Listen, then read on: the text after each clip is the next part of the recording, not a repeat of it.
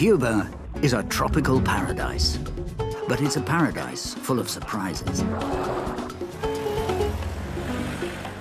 Beyond the cities lives a wild, mysterious island teeming with uniquely Cuban animals.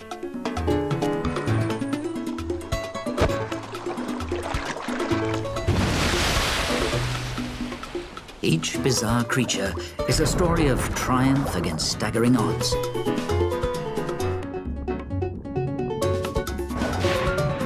How did they get here, and how have they survived?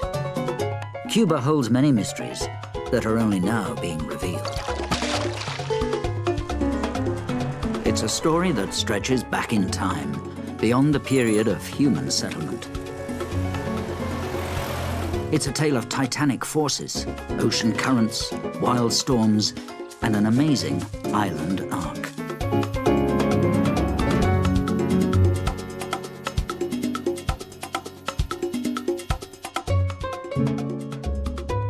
Cuba has a long history, from 1492 when Columbus landed, through the Spanish colonial period that created so much of old Havana, to modern times of revolution, communism, and the rule of Fidel Castro.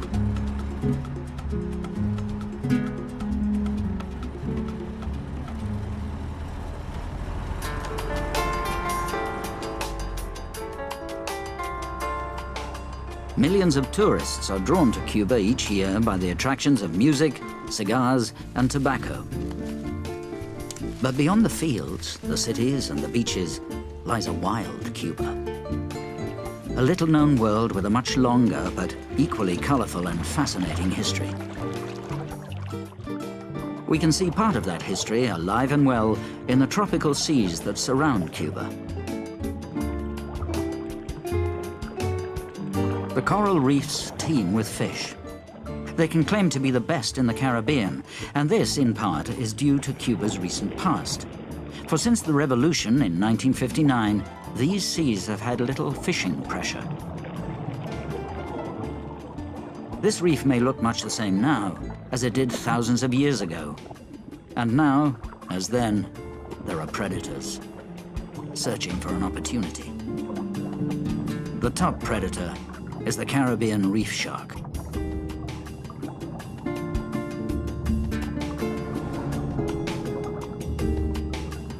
A sick fish's only hope of survival is to hide. But the sharks can sense weakness.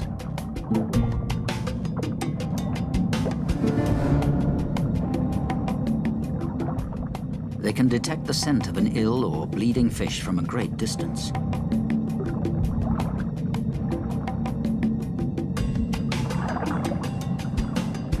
They home in on the scent and vibrations of the fish.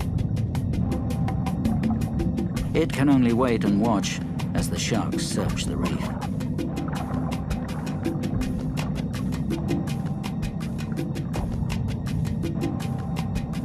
The sharks get ever closer, now using their electrical sense to pick up the muscle spasms of the ill fish.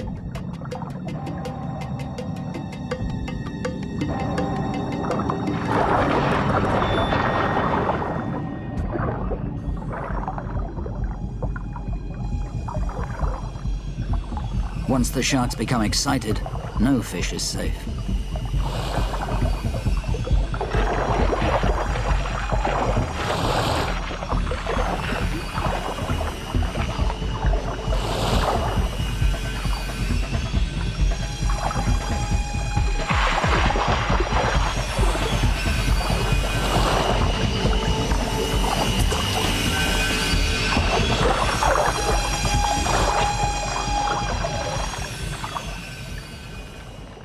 The seas around Cuba are spectacular in their clarity and the profusion of life they support.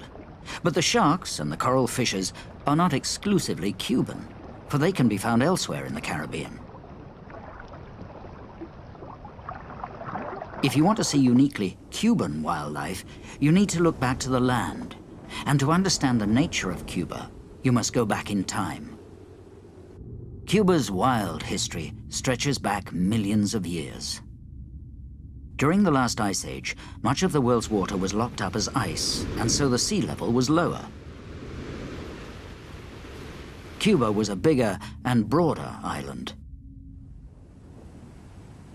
What are shallow seas today were then lush, freshwater swamps.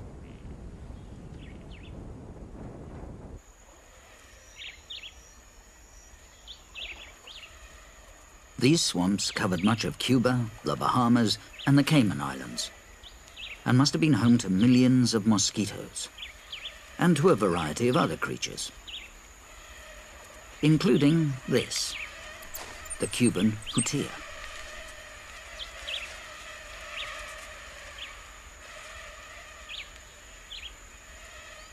These large rodents can still be found today, along with the mosquitoes.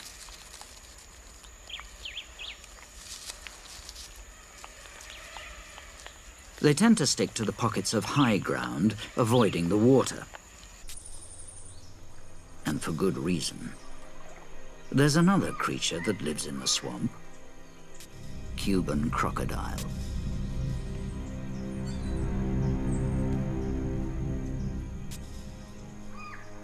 This crocodile can grow to nearly 13 feet and weigh 280 pounds.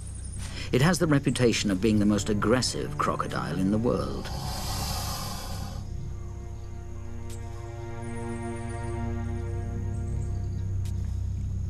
The Cuban crocodile evolved here about 2 million years ago, and it evolved alongside the hutia.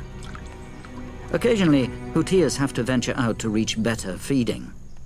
They're neither the most elegant nor efficient of swimmers. The commotion alerts the crocodiles.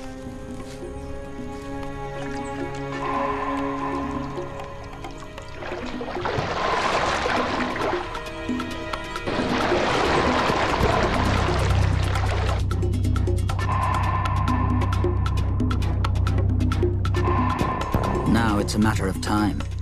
Will the hutia reach dry land before the crocodiles reach it?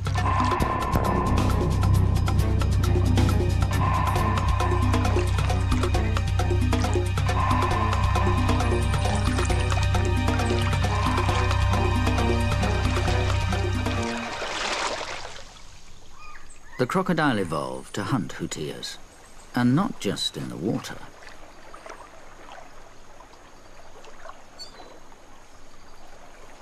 The hutia may appear safe when feeding in the trees, but appearances can be deceptive. The crocodiles have a fine sense of smell and pick up the scent of a hutia carried on the tropical air.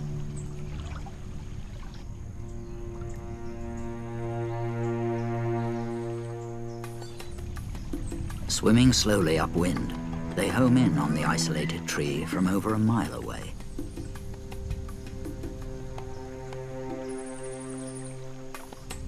The hutia is 6 feet up the tree, but this crocodile has a way of reaching its goal.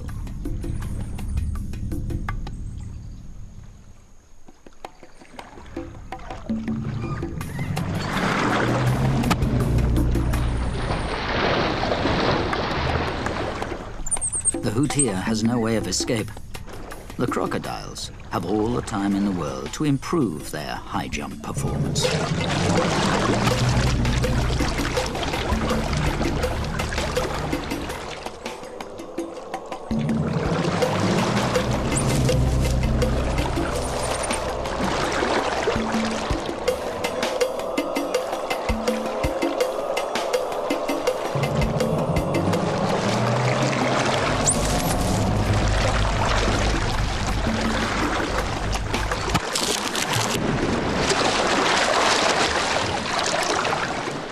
The leaping crocodiles evolved on Cuba in the swamps that covered vast areas during the Ice Age.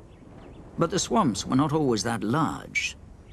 As the sea level changed, some wetlands would have been transformed into forests.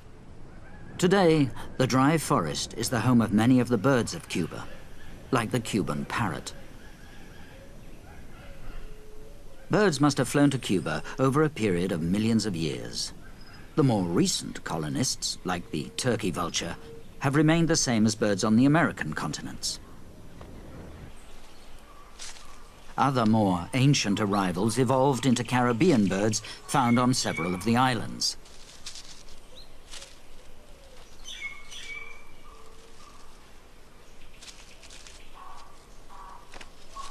But some birds are wholly Cuban, found nowhere else on Earth. Their ancestors, typically woodland birds, were ideal pioneers. They were strong flyers, able to reach the island. But once there, they stayed put in the forests. Over time, these birds changed into uniquely Cuban creatures, like the national bird, the Cuban trogon.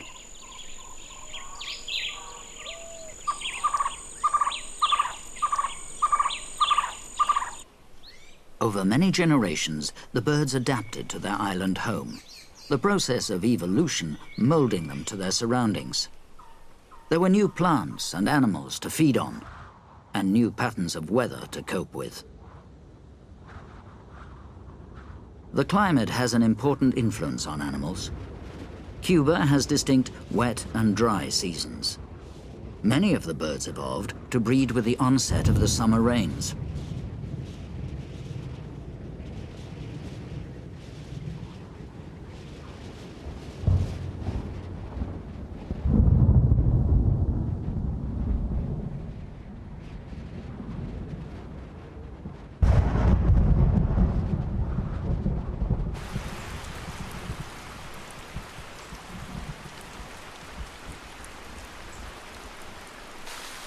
The heavy rains stimulate not only the birds.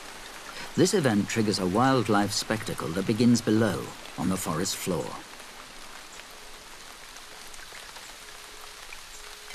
The trees grow straight out of the rock. This is an old coral reef, exposed by the changing levels of the sea and land.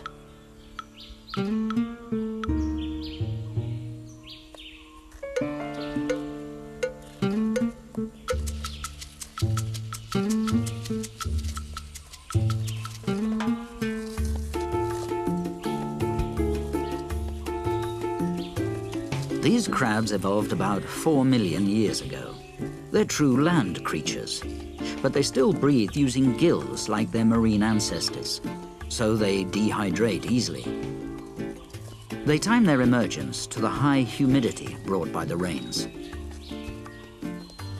The males leave the rocky-floored forest and dig a shelter in the soft soil closer to the coast. Here, they wait for the females. The land crabs can range in color from dark red to bright yellow, but they're all the same species.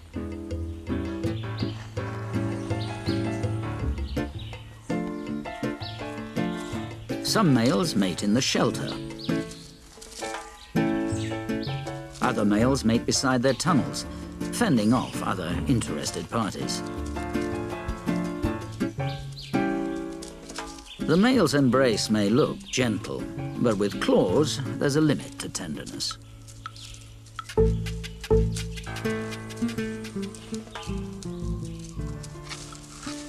Once the sperm is transferred, the crabs separate, and the males and females make their way back into the forest.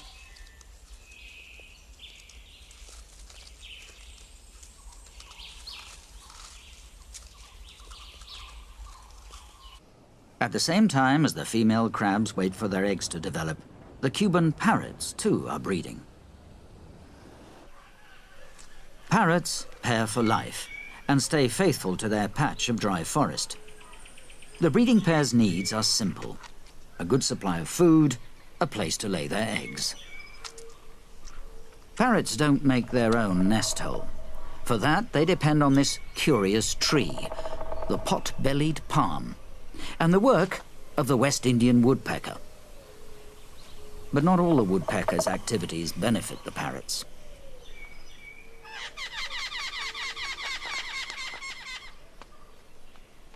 For the woodpeckers are nest robbers.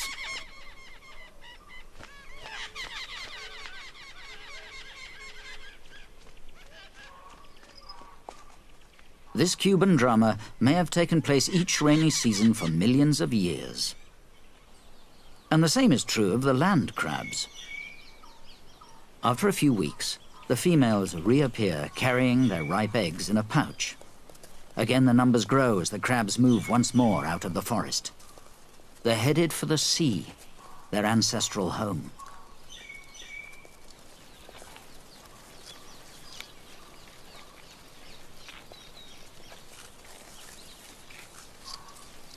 The urge to spawn is so great that nothing stops the migration. The crabs climb walls and cross paths. They even walk through the grounds of hotels.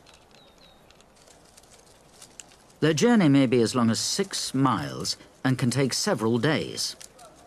They need to find shelter during the hottest part of the day if they're not to die of dehydration.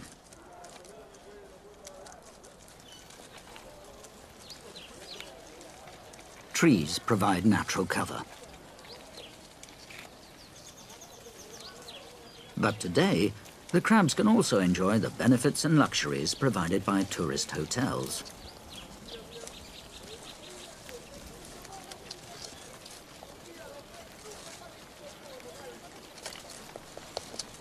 They swarm up the windows and crawl under the shutters to avoid the hot ground and direct sun.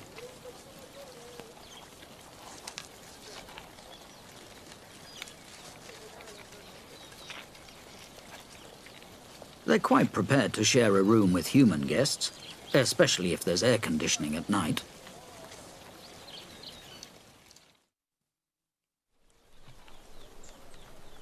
The next morning, the swarm is on the move on the last part of their journey. How the crabs know where the coast is and in which direction to move is a mystery.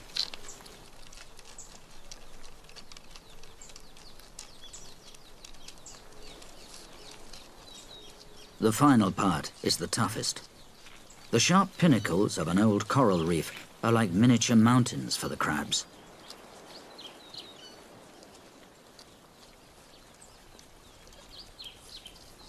In the cool of the morning, the crabs finally reach their goal. They can only spawn when the sea is calm, for otherwise they'd risk being washed off the rocks and swept out to sea. These are land crabs, and they cannot survive in the sea. Some are nervous about entering this alien world.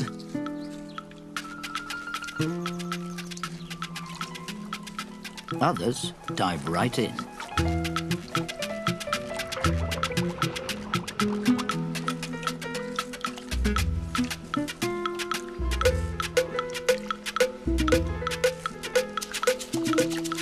They shake their precious cargo of eggs into the sea.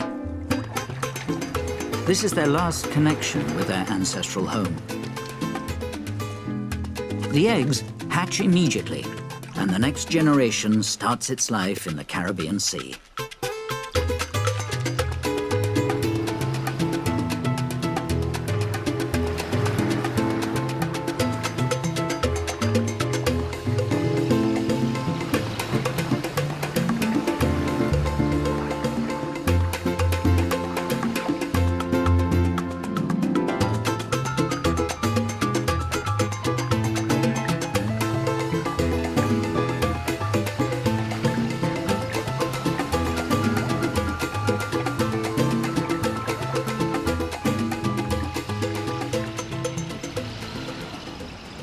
The sea becomes a soup of crab larvae, and the bounty does not go unnoticed.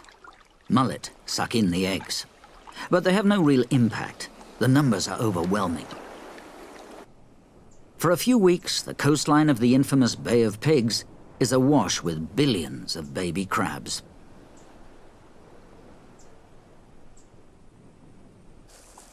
Wave after wave arrive at the coast to spawn. Every day, new crabs shed their eggs into the Bay of Pigs.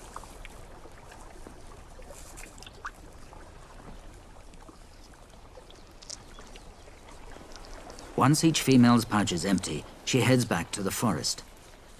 It's on the return journey that the crabs face their greatest danger.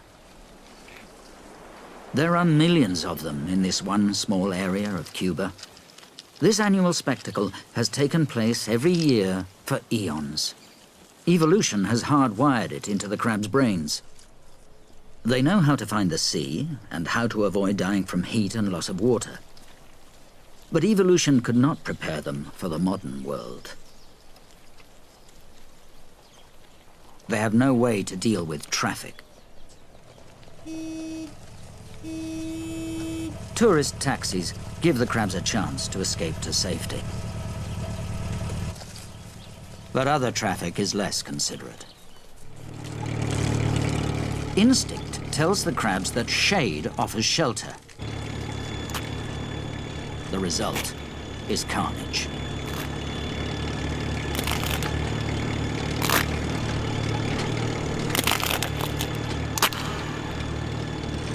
Nothing in their 4-million-year history could prepare them for Russian trucks.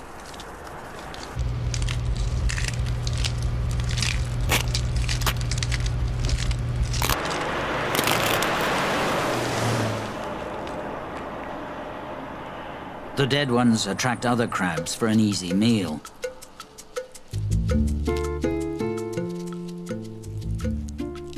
But for many, it's their last.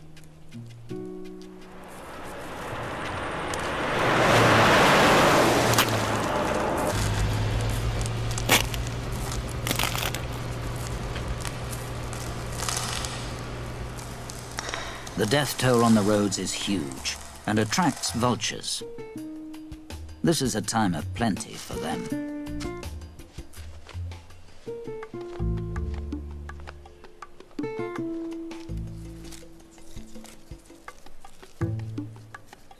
Despite appearances, most crabs survive their dice with death on the road. Though for some, it's a close shave.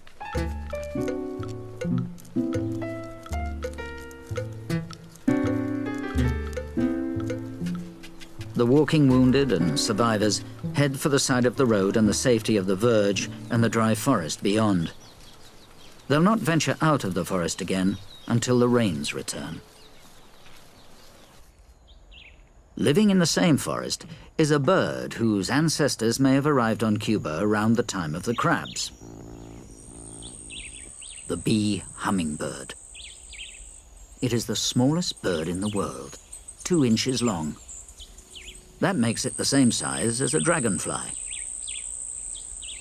The male weighs only a 500th of an ounce. This is half the weight of a penny. Yet despite their size, the birds are very aggressive, each male defending its territory with song and flashes of iridescence.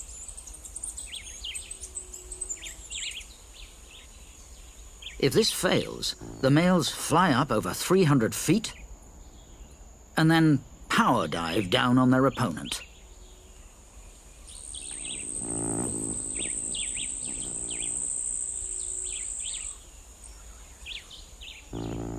The males display all day, using large amounts of energy. When they power dive, they reach speeds of over 90 miles per hour.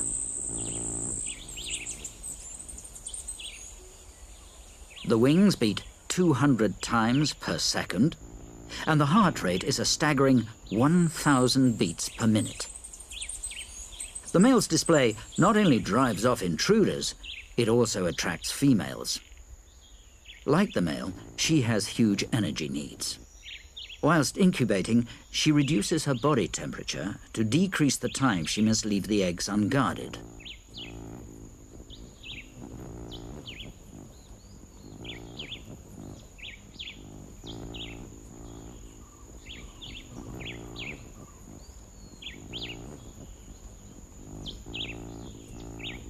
These smallest of birds live on an energy knife edge. A lowered body temperature means less need for food, and so the female can return to her nest sooner.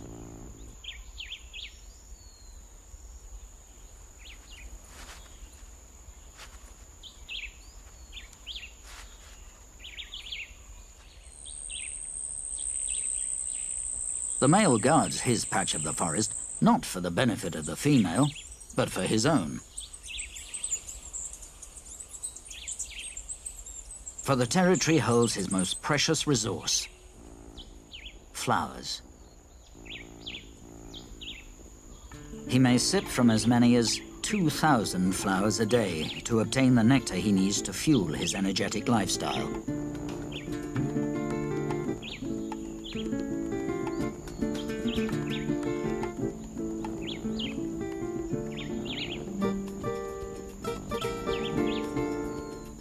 The bee hummingbird is a miniature specialist, feeding on small flowers that insects normally visit. The reason is the ancestors of the bee hummingbird did not have Cuba to themselves. They shared the island with another hummingbird, and today there are still 2 species. The Cuban emerald is over twice the size of the bee hummingbird, but still smaller than a chickadee.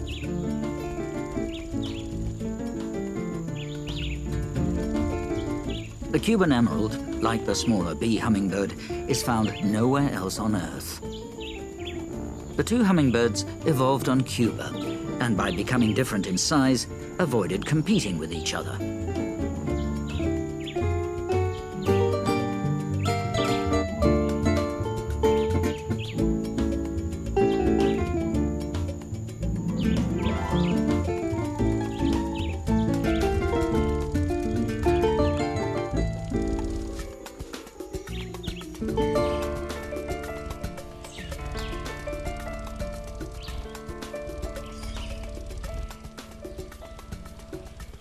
Being bigger, the Cuban emerald is more of a generalist and feeds from a wider range of blossoms.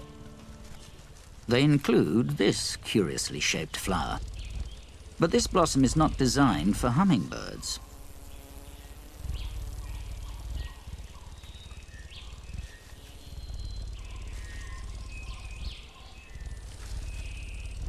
The birds are really plundering nectar destined for another creature, one that only appears after sunset, and then only on the darkest of nights. These creatures shun light and can only be recorded by infrared or black light. Nectar-feeding bats fly as far as 50 miles in search of food. They first detect flowering trees by scent.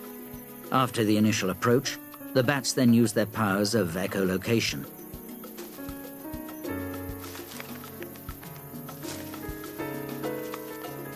The flower's shape reflects a narrow beam of ultrasound back to the bats, guiding them to the nectar. The bats extract the nectar in less than a second.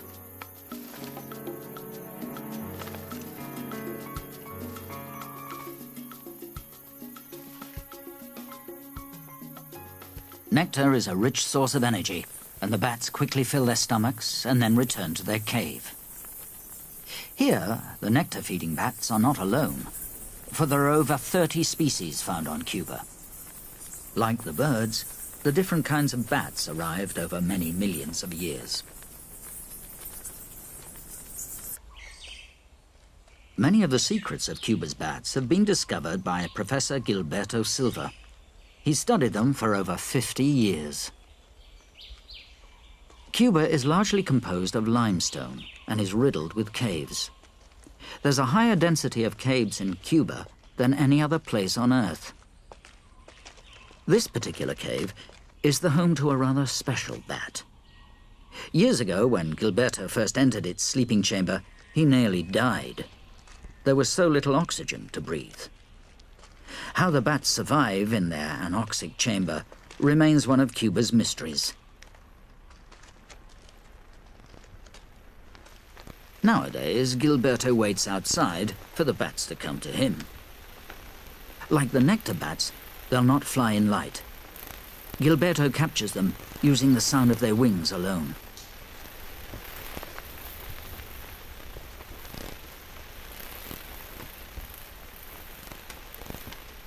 Only when safely in the hand can he use a lamp.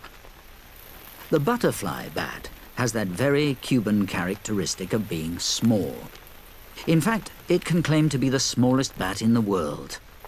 Like the diminutive hummingbird, this tiny bat can only be found on Cuba.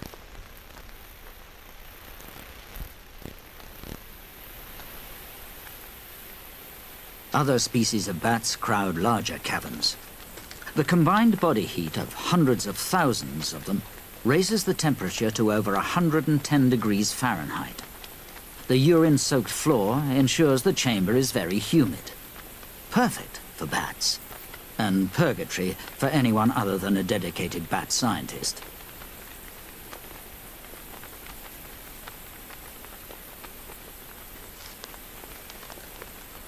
Cuba is home to millions of bats. And with so many bats, it's no surprise that there's a predator. The cave boa. These snakes have a special technique for catching their prey.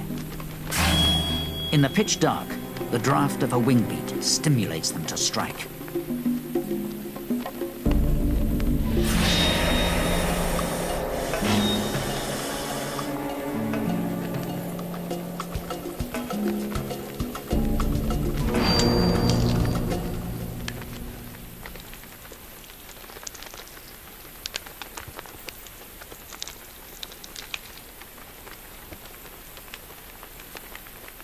The caves that are home to the snakes and bats were formed by underground rivers.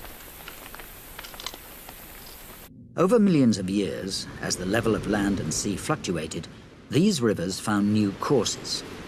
New caves were created and old ones drowned. The result is that water-filled caverns are scattered throughout the limestone landscape of the dry forest. Some connect with the sea and have salt water. Here, surrounded by forest, reef fish can feed on fruit.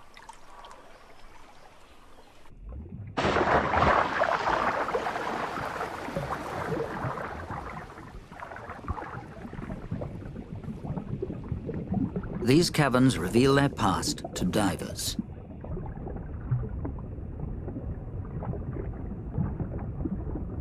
Their chambers are decorated with stalactites and stalagmites that could only have formed when the cave was full of air.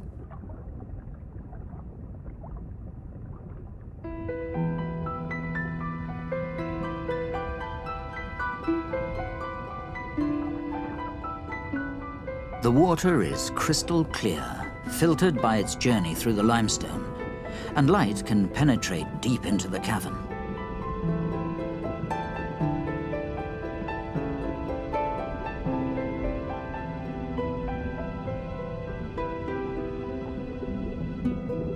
But beyond the limits of daylight is a world into which only specialized cave divers may venture.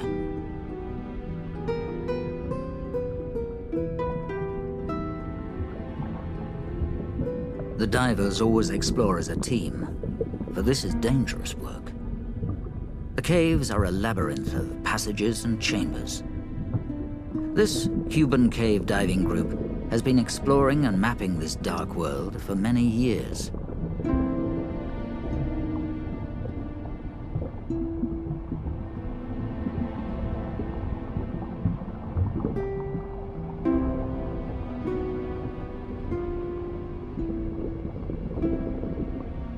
These inner recesses of the Cuban underworld hold their own secrets. The remains of a human that fell in long ago.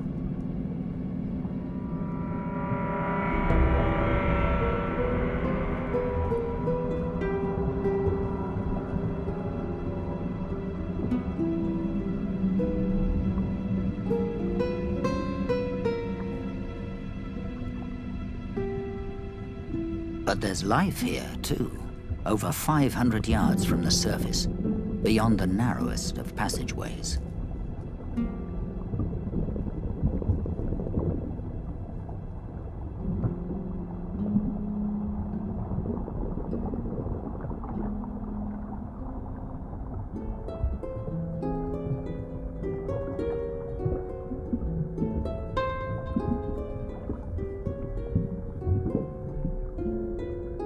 Life this deep in the cave has evolved to live in perpetual darkness.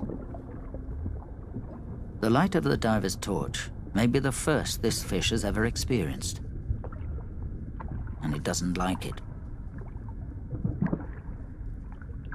The fish's scientific name is Lucifuga, the animal that flees from light, and that's most appropriate.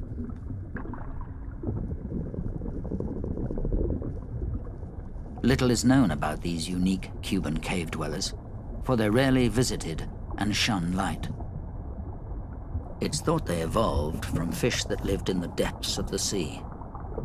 That dark world may well have prepared their ancestors for life in these caverns. Here they slowly lost their eyesight and the pigment in their skin, becoming mysterious, ghost-like creatures.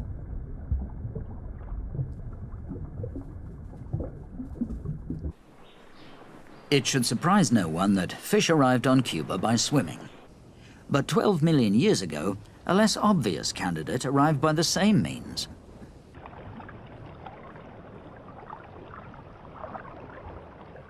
The ancestors of this lizard, the rock iguana, crossed the sea from Central or South America, a distance of 125 miles or more.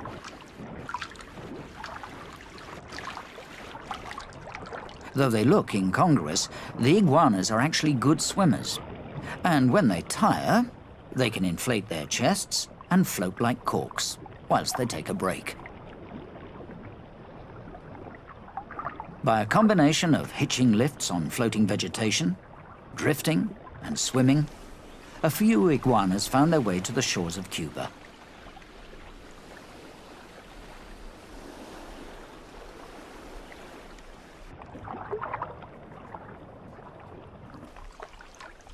Those that did became the founders of a dynasty.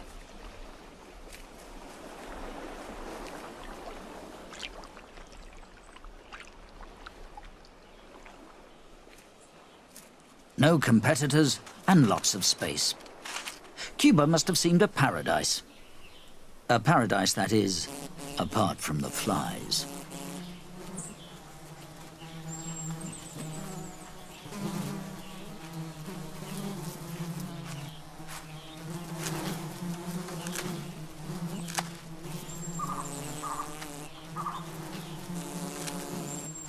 The large flies accompany the iguanas and drink the fluid in their eyes.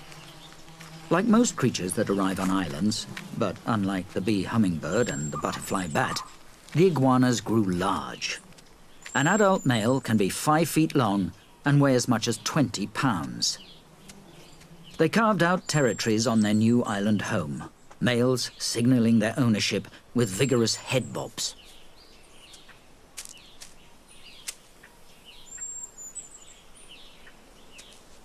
If an intruder ignored the message, direct action was called for.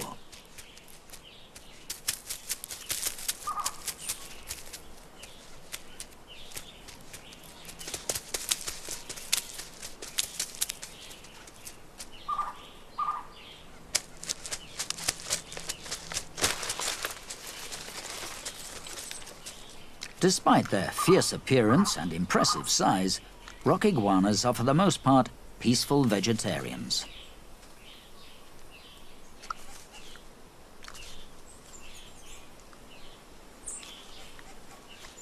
The iguanas arrived on Cuba before the crocodiles and many of the birds, bats and fish. But another kind of lizard had colonized Cuba long before the iguanas. They were carried to these shores on rafts of floating vegetation as long ago as 30 million years. At that time, the sea level was changing rapidly, turning mountain ranges into islands. And isolated on each island, new species of these small, anolis lizards evolved. Today, there are around 55 different species of these fiercely territorial creatures.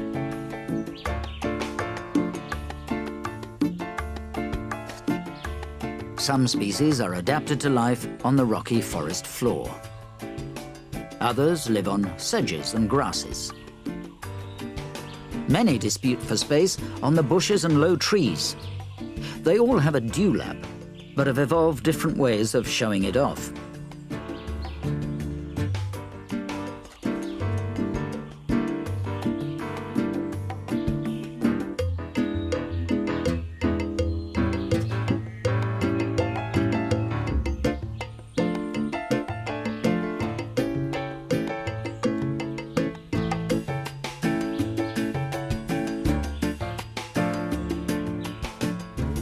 There are even anoles in the tops of the tallest palms, like this blue anole.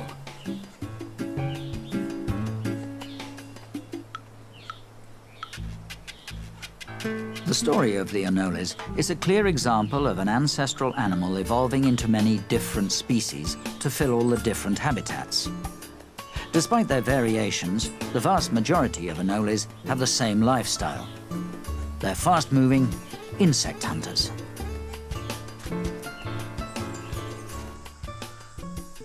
But there are exceptions. This treetop anole is a slow-moving snail-eater. You don't need to move quickly when you eat snails, but as a consequence, this anole is plagued by mosquitoes.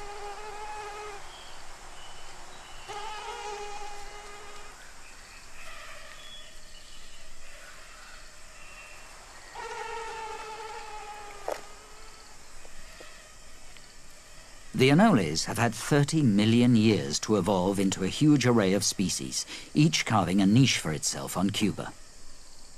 But there were animals on Cuba before the anoles arrived. One possible ancient Cuban can be found in the woods that clothe these steep limestone mountains.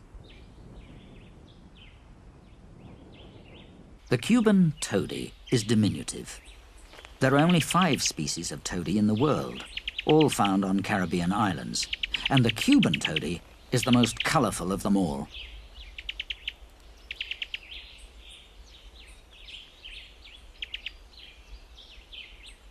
Toadies defend a tiny patch of forest. They're real stay-at-homes, rarely leaving their territory and never leaving the shelter of the forest. They feed by snatching insects off leaves, flying no more than a few yards on short, rounded wings. Is it conceivable that this tiny bundle of feathers could have flown 125 miles across the sea to Cuba? Well, the toady may not have moved to Cuba. Cuba may have traveled to the toady. Millions of years ago, before Panama existed, Cuba was much closer to the continent. At that time, the toady could easily have fluttered the short distance from America.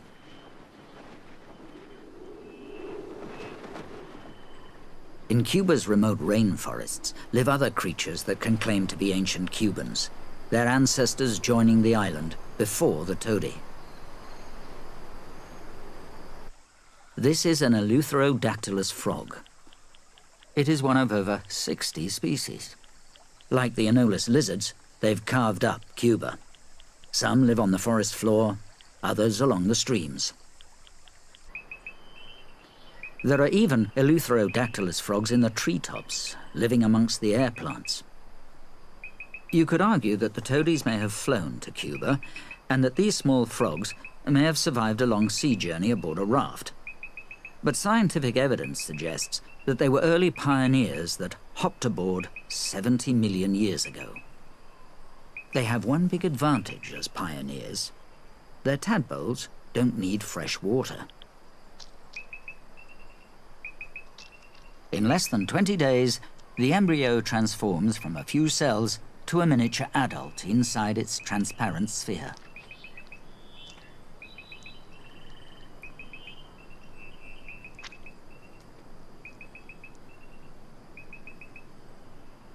This remarkable adaptation allowed the frogs to live far from water. These small frogs emerged from their eggs to colonize Cuba from the treetops to the forest floor.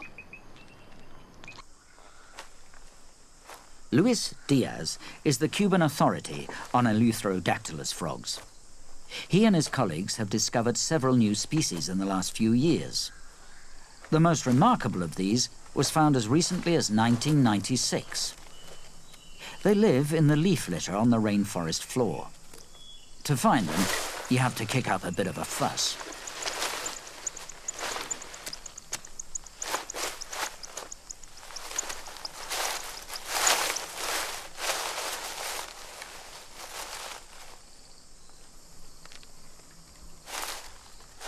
The creature has a very Cuban distinction. In a family of small frogs, it is the smallest. In fact, it's the smallest four-legged creature in the world. This is an adult. It's a third of an inch long. The frog fits comfortably on a thumbnail.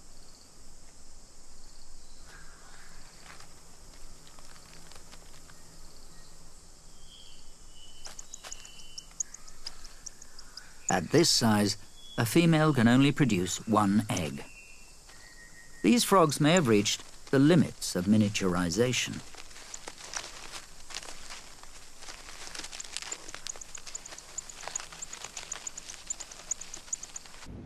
Cuba's journey didn't start 70 million years ago when the frogs joined. It was on the move before then. Going back in time, Cuba was not in the Caribbean, but the Pacific.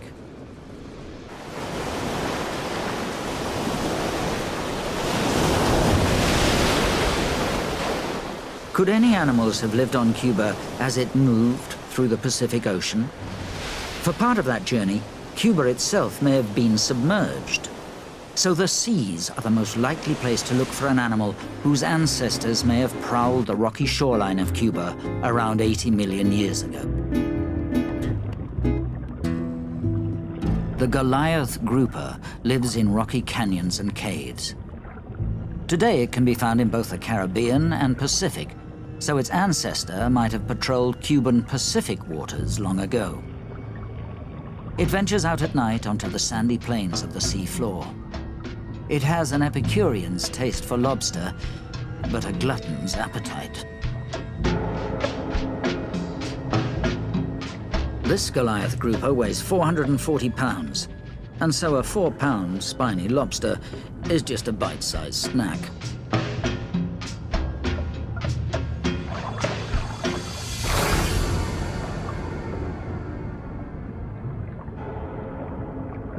A grouper this large can consume many lobsters in a night.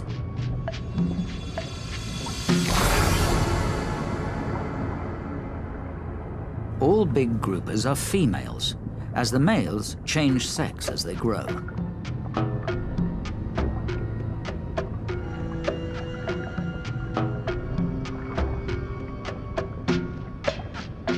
The mouth on a 6-foot-long female is over 1.5 feet across.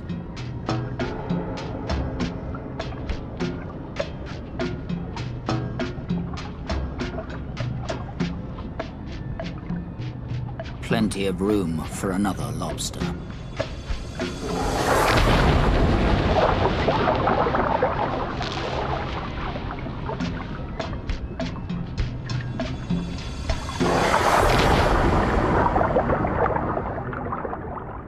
The ancestral Goliath grouper may have lived in Cuban waters millions of years ago.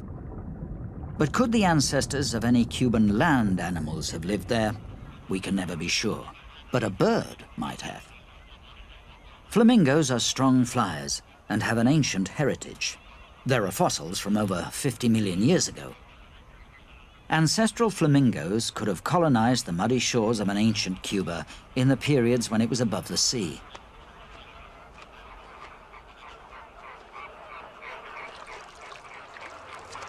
Today, Cuba is home to the largest colony of Caribbean flamingos in the world. Over 100,000 birds. They nest close together in a remote part of the coast.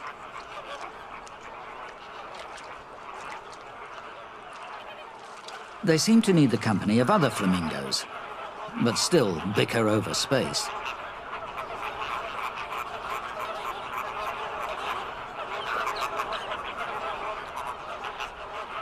The rich, thick mud is a great benefit to the flamingos. It stops predators from approaching the colony, and it provides the raw material for the nests. But it also clogs the feathers of the nesting birds.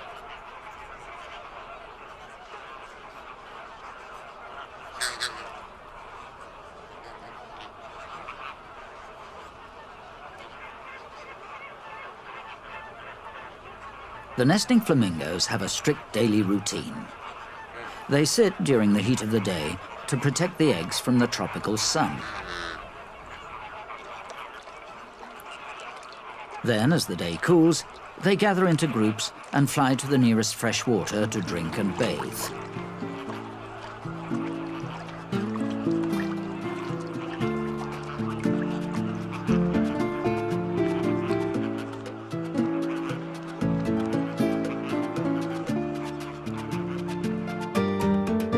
This could be an image from the distant past. A daily routine that may have taken place millions of years ago.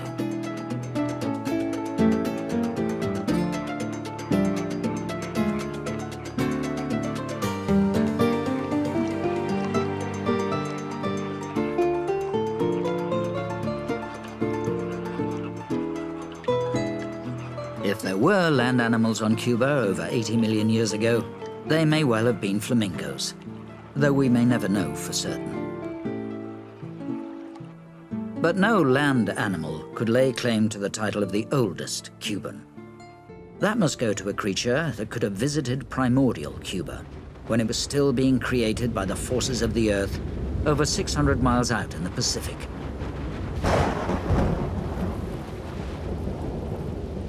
Cuba then would have been a raw, new island with little vegetation.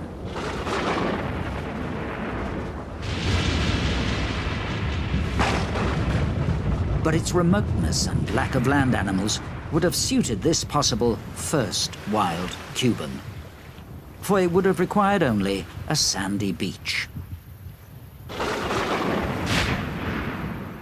Cuba was born 100 million years ago, but there would have been turtles then, as there are today, for these marine reptiles have a most ancient lineage.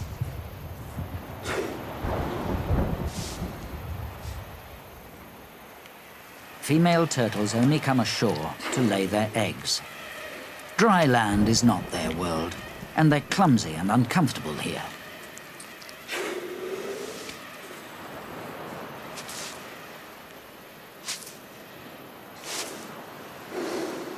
The whole visit takes little more than an hour, and then the turtle returns to its world, the sea.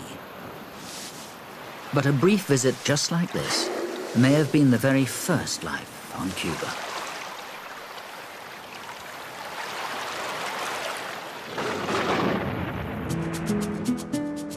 The story of wild Cuba runs for 100 million years.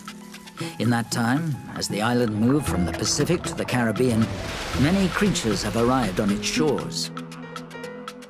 Today, their descendants live alongside more familiar Cuban icons.